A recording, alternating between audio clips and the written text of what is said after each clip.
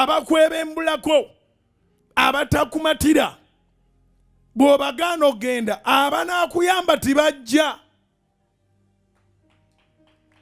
Olwaliro okusoma kw'abantu bakulumu ate nga bagwako ku bigo era nga baanuubukako baafuna kantu ako keŋŋamba ak'okubembula either ku viivi oba ku bukokola oba wa ne bwe ba feesi. Abantu bavuga bubi ne batomeza feesi n'omusanga nga yagimazeewo.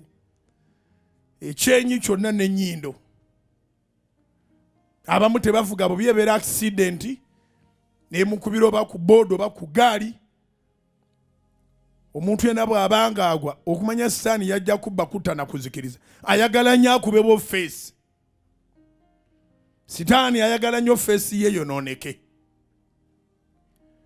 Kati naye Katonda ye n'ayamba. Naye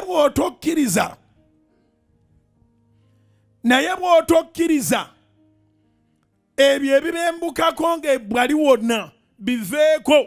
Bw'otobikkiriza akasusu akanaakulabisa obulungi feesi yo tekajja, tebibeerawo byombi.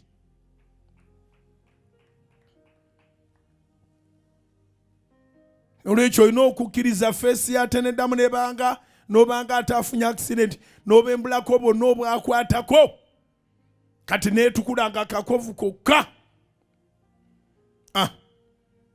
Meranini n'addamu n'azimba buto feesi ne tugirabanga omuntu asobola kukkiriza nti wagwako ku bigo. Abantu abaagala otuvaako ffe ne twagala tubeeremezeeko balemeseza abanaatuyamba okujja.